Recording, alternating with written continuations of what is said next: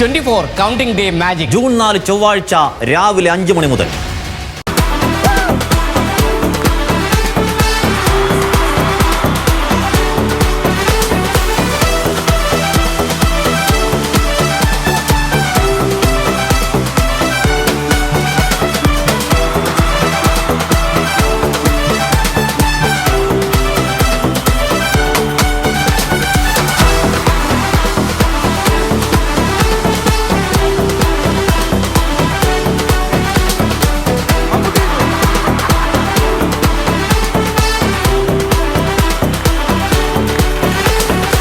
ഈ പന്നിക്ക് എത്ര വില?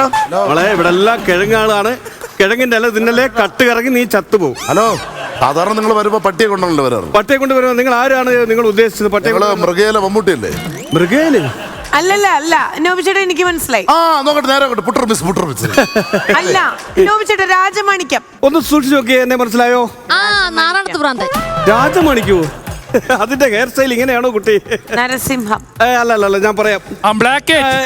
ഇതും എന്നെ കണ്ടിട്ട് ഞാൻ പറയാം. എന്തോ ആയിക്കോട്ടെ, പന്നിക്ക് എന്താ വില എന്ന് പറയാം.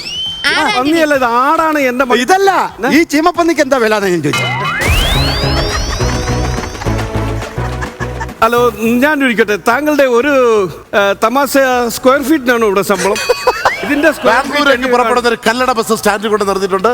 കേരള കയറി കഴിഞ്ഞാൽ ബസ് വിടായിരുന്നു. രാവിലെ 10:30 നമുക്ക് എത്തണം ബാംഗ്ലൂർ. കയറുന്നുണ്ടോ? സ്ഥലമുണ്ട്. ഹലോ, ദശഗുള മൊത്തം ദശയാണ്. എന്നിട്ടാണ് എന്നെ കളിയാക്കുന്നത്. നിന്നിട്ട് അല്ല, ഞാൻ ഒരു കാര്യം ചോദിച്ചോട്ടെ. കറുത്ത ജുബ്ബ ആട്, ഞാൻ എന്ത് തോന്നുന്നു? ഇറച്ചിക്കട നടത്തുന്ന ഉല്ലാസ് പന്തളം. ആടും ഞാനും. പൃഥ്വിരാജ് ആട് ജീവിതം.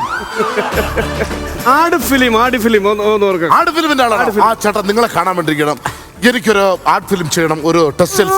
എന്റെ മണ്ട വെക്കാൻ ഞാൻ എന്തിനിങ്ങോട്ട് കയറി വന്നു? ഡയറക്ടറെ എന്നെ ആക്ഷേപിക്കാനാണോ ഇങ്ങോട്ട് കയറ്റി വിട്ടത്? റോൾ ചെയ്തിട്ടില്ല.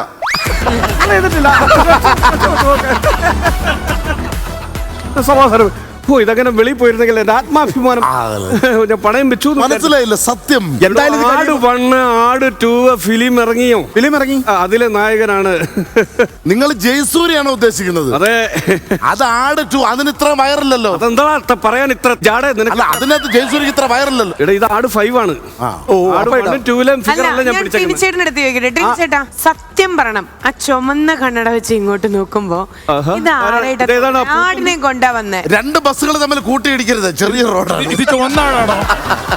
ചുവന്ന ആടാണോ? അമ്മച്ചിയുടെ കയ്യിലിരിക്കുന്ന പെട്ടി തന്നേക്ക് എന്ന് പറയുന്ന ആളല്ലേ? ആടിന് പിണ്ണാക്ക് വേണോ? എന്തിന്?